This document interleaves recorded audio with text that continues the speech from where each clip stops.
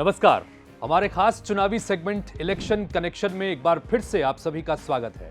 मैं हूं आपके साथ हितेश व्यास और आप देखना शुरू कर चुके हैं आपका अपना चहेता YouTube चैनल IBC 24 मैदानी।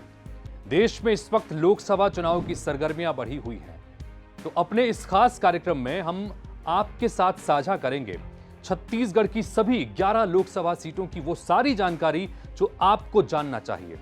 तो आज हम पहली कड़ी में बात करेंगे इस वक्त की सबसे हॉट सीट की, जो प्रदेश के मुख्यमंत्री और एक मंत्री का गृह क्षेत्र है, जहां से जोगी और साय जैसे दिग्गज चुनाव लड़े और जीते भी। छत्तीसगढ़ राज्य बनने के बाद जहां कभी भाजपा हारी नहीं है। जी हां, इलेक्शन कनेक्शन की आज की कड़ी में बात करेंगे रायगढ़ लोकसभा सीट की। आदिवासी वर्ग के लिए आरक्षित इस सीट से छत्तीसगढ़ के मुख्यमंत्री विष्णुदेव साय 4 बार सांसद रह चुके हैं, तो वहीं पूर्व सीएम अजीत जोगी, नंदकुमार साय भी यहां से सांसद रह चुके हैं। पिछले 5 चुनाव से यह सीट भाजपा हमेशा से ही जीतती आ रही है, यानी बीजेपी का यह सीट गढ़ बन चुकी है। ऐसे में रायगढ़ लोकसभा सीट पर इस बार जीत हासिल करना कांग्रेस के लिए बड़ी चुनौती है। अब आंकड़ों की बात करें तो आंकड़े बताते हैं कि 1962 में रायगढ़ लोकसभा सीट के अस्तित्व में आने के बाद से लेकर अब तक कांग्रेस इस सीट पर महज 6 बार ही जीत हासिल कर पाई है। इतना ही नहीं, पिछले 5 चुनाव से तो लगातार भाजपा की इस सीट से जीत हो रही है।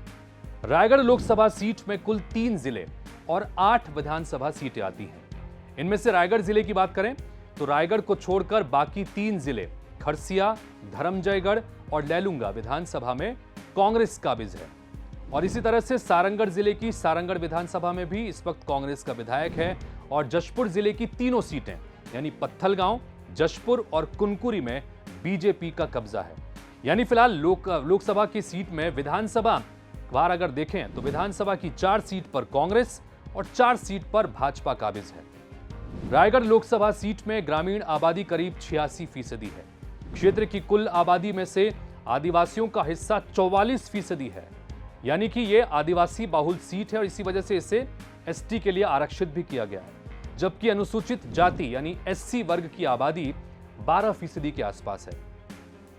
अब रायगढ़ लोकसभा छत्तीसगढ़ के मुख्यमंत्री विष्णुदेव साय और प्रदेश के वित्त मंत्री ओपी चौधरी का गृह क्षेत्र है। ऐसे में यह सीट इस बार दोनों दिग्गजों के लिए प्रतिष्ठा का विषय भी बनी हुई है और यही वजह है कि सीएम ने खुद पिछले दिनों लोकसभा क्षेत्र के भाजपा पदाधिकारियों और कार्यकर्ताओं की बैठक लेकर उन्हें 3 लाख से ज्यादा वोटों से इस बार जीत का टारगेट दे दिया। सिर्फ वर्तमान मुख्यमंत्री नहीं, बल्कि पूर्व मुख्यमंत्री अजीत जोगी भी रायगढ़ लोकसभा सीट से सांसद चुने जा चुके हैं। भाजपा के दिग्गज आदिवासी नेता नंदकुमार साय ने भी रायगढ़ की जनता ने इन्हें भी जीत से नवाजा है। इस सीट के राजनीतिक इतिहास को देखें तो 1962 में पहले चुनाव में राम राज्य परिषद के उम्मीदवार विजया भूषण सिंह ने जीत दर्ज की।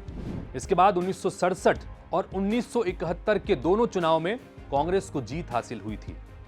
1977 में जनता पार्टी ने यहां खाता खोला, लेकिन 1980 और 84 में हुए अगले दोनों चुनाव में फिर से कांग्रेस को जीत मिली।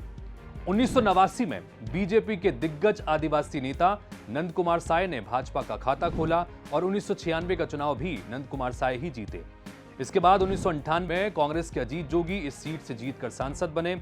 ये आखिरी चुनाव था जब रायगढ़ सीट पर कांग्रेस ने जीत दर्ज की थी 1998, क्योंकि 1999 से लेकर 2014 तक इस सीट से भाजपा के विष्णुदेव साय लगातार चुनाव जीतते रहे, जो इस वक्त मुख्यमंत्री के रूप में महत्वपूर्ण जिम्मेदारी संभाल रहे हैं। साल 2014 के लोकसभा चुनाव में जीतने के बाद विष्णुदेव साय को मोदी कैबिनेट में राज्य मंत्री भी बनाया गया था, लेकिन भाजपा ने 2019 में बड़ा फैसला लिया और सभी जीते हुए सांसदों का टिकट प्रदेश में काट दिया था। लिहाजा केंद्रीय राज्य मंत्री विष्णुदेव साय की टिकट काटकर गोमती साय को भाजपा ने टिकट दिया।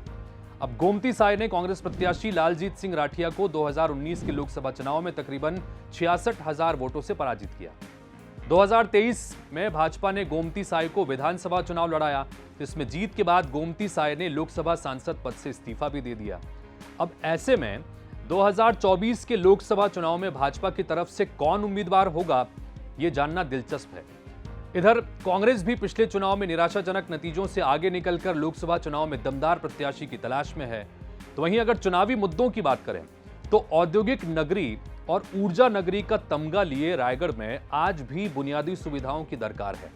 नेशनल हाईवे और सड़कें यहां जर्जर हैं। ये प्रमुख मुद्दा है जिस पर सालों से काम नहीं हो पाया।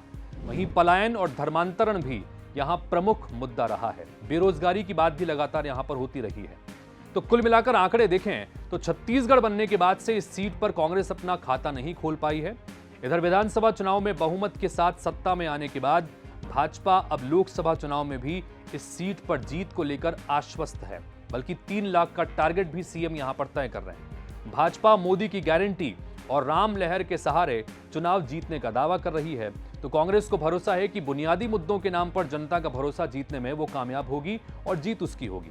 बहरहाल, आपको क्या लगता है, रायगढ़ लोकसभा सीट पर किसका पलड़ा भारी होगा? आप अपनी राय हमें कमेंट में जाकर दे सकते हैं। साथ ही इस कार्यक्रम को लेकर भी अपनी राय हमें जरूर दें। IBC 24 मैदानी को सब्सक्राइब और लाइक भी जरूर करें।